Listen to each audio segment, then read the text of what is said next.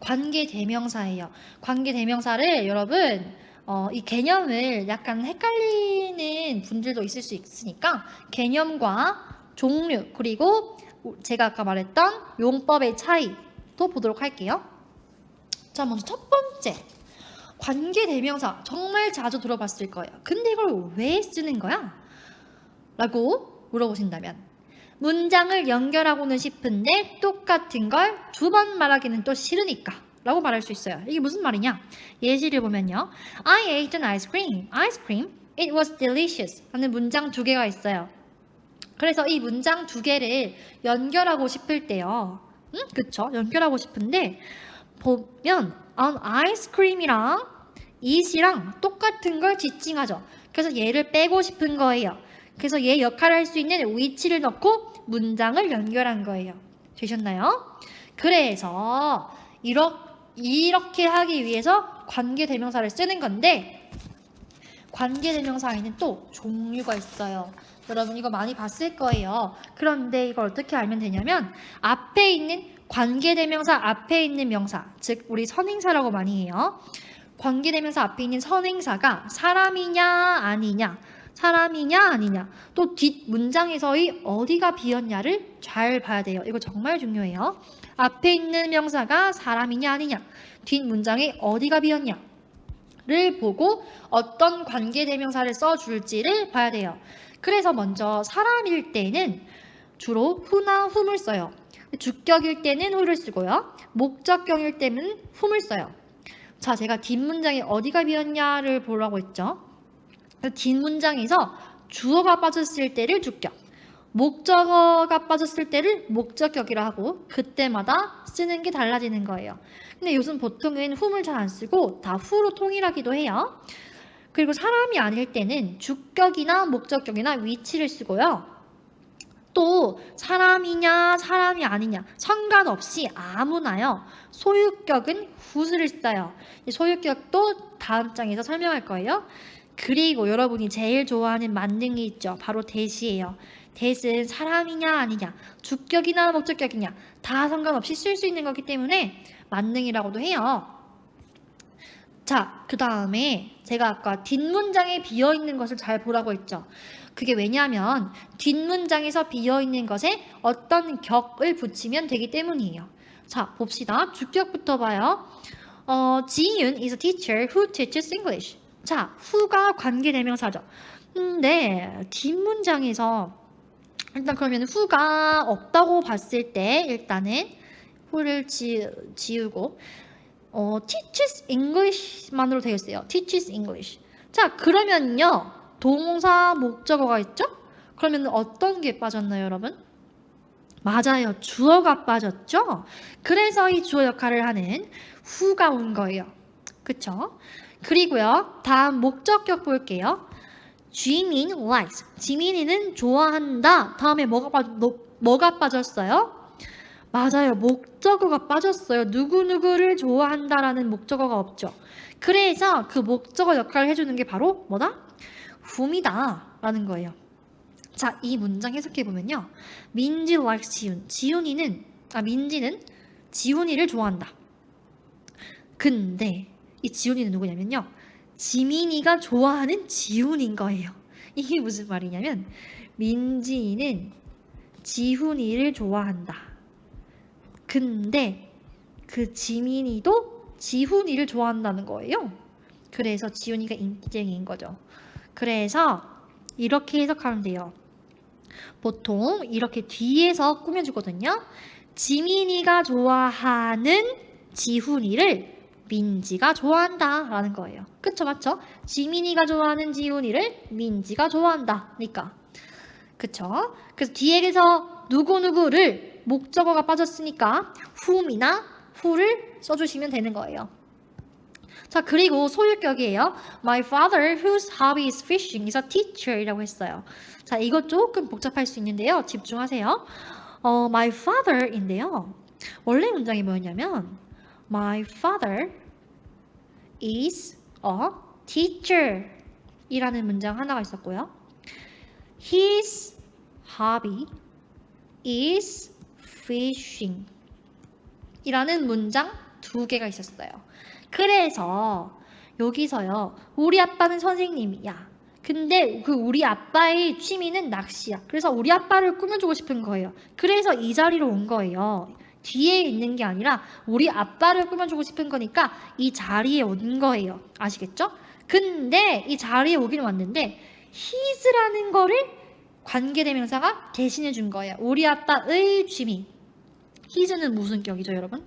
소유격이잖아요. 그의 취미니까. 그래서 이 his를 대신해 준 게 뭐다? whos다 라는 거예요. 그래서 뒷문장을 보면 이 his가 빠져있죠, 그쵸? 그래서 whos는 his를 대신하는 소유격이구나 라고 판단하시면 되는 거예요. 자, 이렇게 관계대명사의 기본을 봤고요. 이제 정말 중요한 한정적 용법, 계속적 용법을 비교해 볼게요. 자, 봅시다. 먼저 한정적 용법과 계속적 용법이라는 말이 지금 익숙하지 않을 수도 있겠지만 제 설명을 듣고 난 다음에는 약간 감이 올 거예요. 먼저 이 둘의 가장 큰 차이를 먼저 알아야 돼요. 뭐냐면은 콤마를 사용하냐 하지 않느냐라는 차이점인데요. 한정적 용법은 콤마를 사용하지 않아요. 하지만 계속적 용법은 콤마를 사용해요. 그래서 우리 아까 교과서에서 봤죠?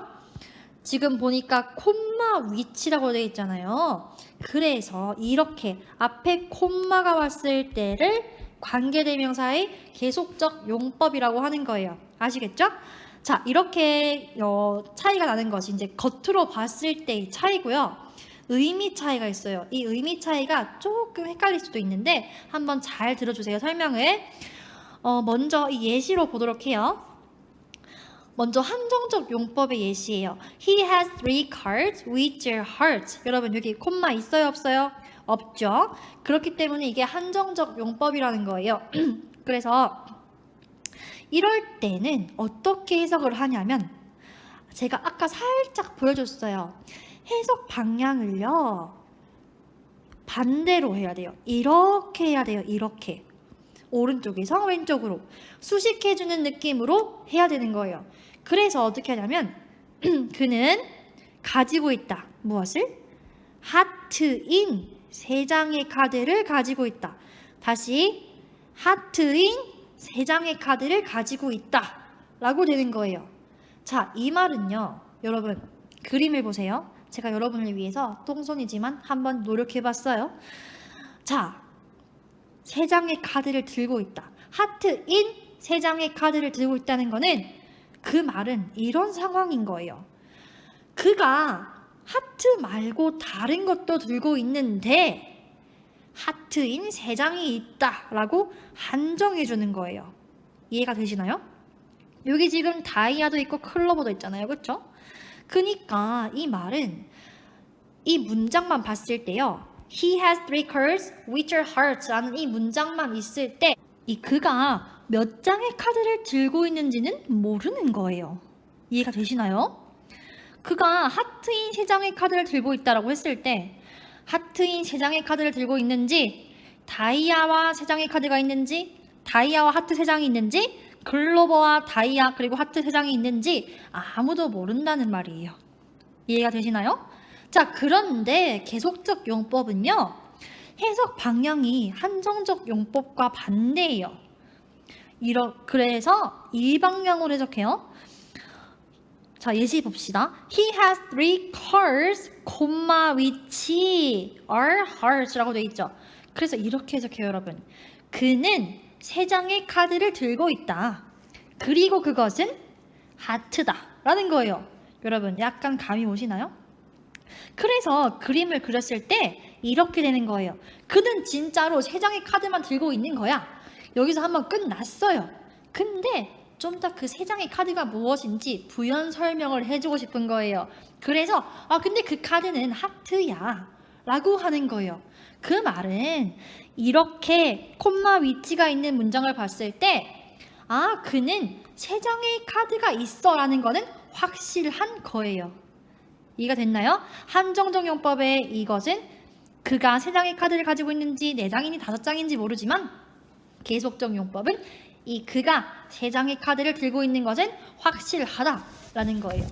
그래서 여러분 해석 방향이 이렇게 된다고 했잖아요.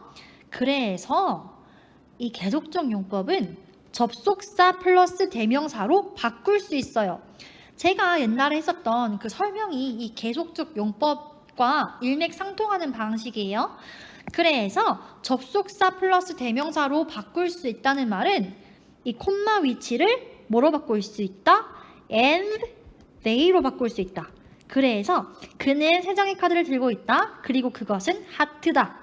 이렇게 접속사 플러스 대명사는 바꿀 수 있는 것은 계속적 용법일 때 접속사 플러스 대명사로 바꿀 수 있다 라는 거고요. 그리고 또 중요한 포인트 하나가 더 있습니다. 여러분, 한정적 용법은 that을 쓸 수 있지만요, 계속적 용법은 컴마 뒤에 that이 절대로 못 온다는 거예요. 그래서 컴마 that이 온다면 그것은 틀린 문장이다 라는 겁니다. 이해가 되셨나요? 네, 좋아요. 마지막으로 또 중요한 거 하나가 있습니다, 여러분. 문장 전체라고 되어 있죠, 여러분? 이것도 중요해요. 한정적 용법은 문장 전체를 받을 수 없는 반면 계속적 용법은 문장 전체를 받을 수 있다라는 말이에요. 자, 이 문장 전체를 받는다는 말이 무슨 말이냐면 아까 우리 교과서로 돌아가 볼게요. 자, 여기 관계대명사 which 앞에 콤마 붙었으니까 무슨 용법? 맞아요. 계속적 용법. 자, 이 문장 다시 해석해 봅시다.